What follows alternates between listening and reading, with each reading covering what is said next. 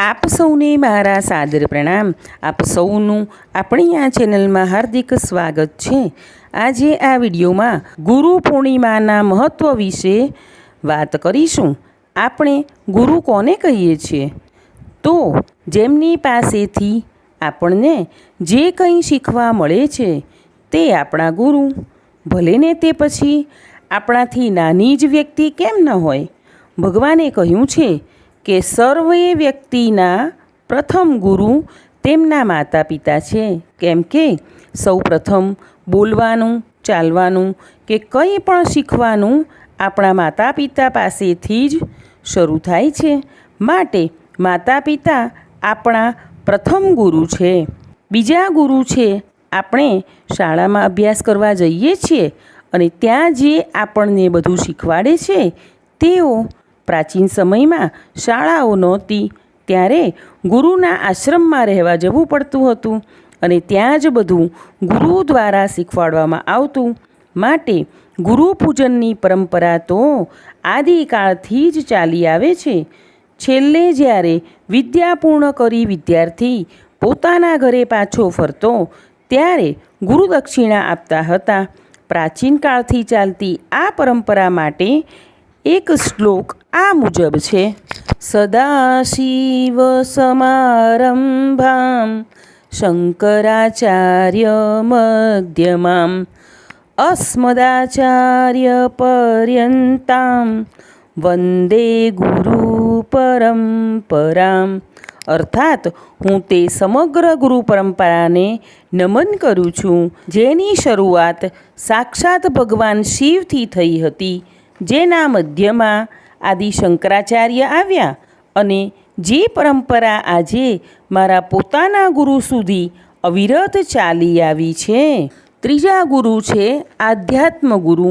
જીવનમાં સાચી દિશા તરફ વાળે તે આધ્યાત્મ ગુરુ, જે જપ, તપ, દાન, મંત્ર વગેરે દ્વારા મોક્ષ તરફની ગતિ દર્શાવે છે. દર વર્ષે અષાઢી પૂનમના દિવસે ગુરુ પૂર્ણિમા ઉજવાય છે.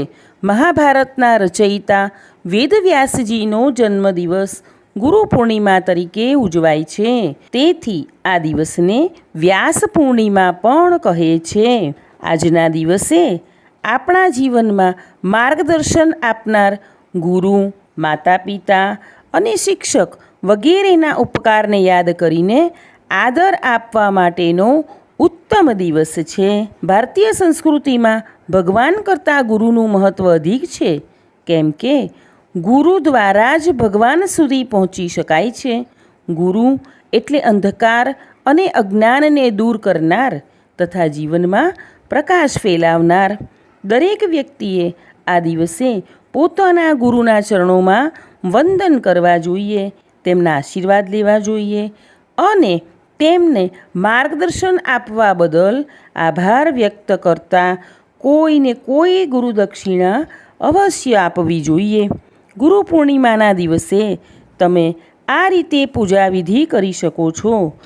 તો આજે સવારે વહેલા ઉઠવું, સ્નાન કરી સ્વચ્છ વસ્ત્રો પહેરવા, પછી પ્રથમ પોતાના માતા પિતાને ચરણ સ્પર્શ કરવા, સાંજના સમયે જગદગુરુ શ્રી કૃષ્ણ ભગવાન, વિષ્ણુજી અને ગુરુજીની વિધિવત પૂજા કરવી, ઘરમાં કે મંદિરમાં સત્યનારાયણ ભગવાનની કથા સાંભળવી અથવા વાંચવી, રાત્રે ચંદ્રદેવને અર્ધ્ય ખાસ આપવું. આ પવિત્ર તિથિએ અન્ન, વસ્ત્ર અને જરૂરિયાતમંદોને દાન કરવું ખૂબ જ પુણ્યદાયી મનાય છે. આ દિવસે કરેલા દાનથી વ્યક્તિના જીવનમાં જ્ઞાન, સુખ, શાંતિ અને સમૃદ્ધિનો વાસ થાય છે. હવે આપણે ગુરુ પૂર્ણિમા અંગેની કથા સાંભળીશું. શ્રી ગણેશાય નમઃ. સૂતજી કહે છે કે એક વખત એક નગરમાં અત્યંત ધનવાન વેપારી રહેતો હતો.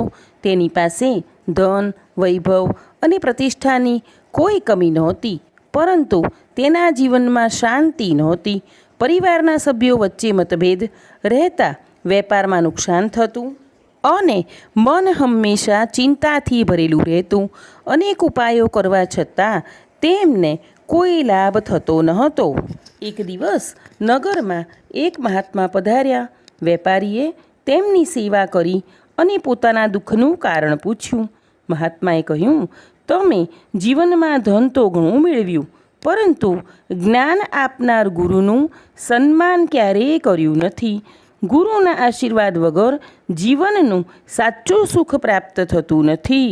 વેપારીએ વિનમ્રતાથી પૂછ્યું, હે ગુરુદેવ, તો હવે હું શું કરું? મહાત્માએ કહ્યું, અષાઢ પૂર્ણિમાના દિવસે વહેલા ઉઠીને સ્નાન કરજો, મહર્ષિ વેદવ્યાસજી અને પોતાના ગુરુનું પૂજન કરજો, માતા પિતા અને શિક્ષકોના ચરણ સ્પર્શ કરીને આશીર્વાદ લેજો, ગરીબોને અન્નદાન કરજો, ધાર્મિક ગ્રંથોનું પઠન કરજો અને આખો દિવસ ભગવાનના નામનું સ્મરણ કરજો. આ દિવસે ગુરુ પ્રત્યે કૃતજ્ઞતા વ્યક્ત કરવાથી જીવનમાં જ્ઞાન અને સુખ બંનેની વૃદ્ધિ થાય છે. વેપારીએ શ્રદ્ધાપૂર્વક ગુરુ પૂર્ણિમાનું વ્રત કર્યું. તેમણે ગુરુની પૂજા કરી, દાન કર્યું, ભગવદ્ ગીતાનું પઠન કર્યું અને જીવનમાં ગુરુના ઉપદેશ મુજબ ચાલવાનો સંકલ્પ કર્યો. થોડા સમય પછી તેમના જીવનમાં અદ્ભુત પરિવર્તન આવ્યું. વેપારમાં વૃદ્ધિ થવા લાગી, પરિવારના મતભેદો દૂર થયા, મનમાં શાંતિ આવી અને ભગવાન પ્રત્યેની ભક્તિ વધવા લાગી. સૂતજી મહારાજ કહે છે કે ગુરુ પૂર્ણિમાના દિવસે માત્ર વિધિપૂર્વક પૂજા કરવી પૂરતી નથી. ગુરુના ઉપદેશને જીવનમાં ઉતારવો એ જ સાચી ગુરુભક્તિ છે. જે વ્યક્તિ આ દિવસે ગુરુનું સન્માન કરે છે, માતા પિતાની સેવા કરે છે, જ્ઞાનનો આદર કરે છે અને ભગવાનનું સ્મરણ કરે છે, તેના જીવનમાંથી અજ્ઞાનનો અંધકાર દૂર થાય છે અને જ્ઞાનનો પ્રકાશ ફેલાય છે.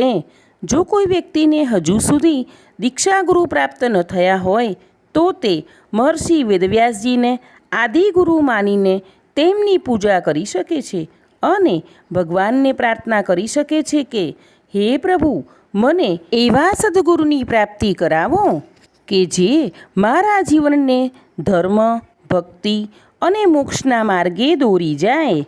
આ રીતે ગુરુ પૂર્ણિમાના દિવસે શ્રદ્ધાપૂર્વક વ્રત, પૂજન, દાન, જપ અને સ્વાધ્યાય કરનાર વ્યક્તિને ગુરુની કૃપા પ્રાપ્ત થાય છે, જ્ઞાનમાં વૃદ્ધિ થાય છે, જીવનમાં સુખ સમૃદ્ધિ આવે છે અને અંતે ભગવાનની પ્રાપ્તિ થાય છે.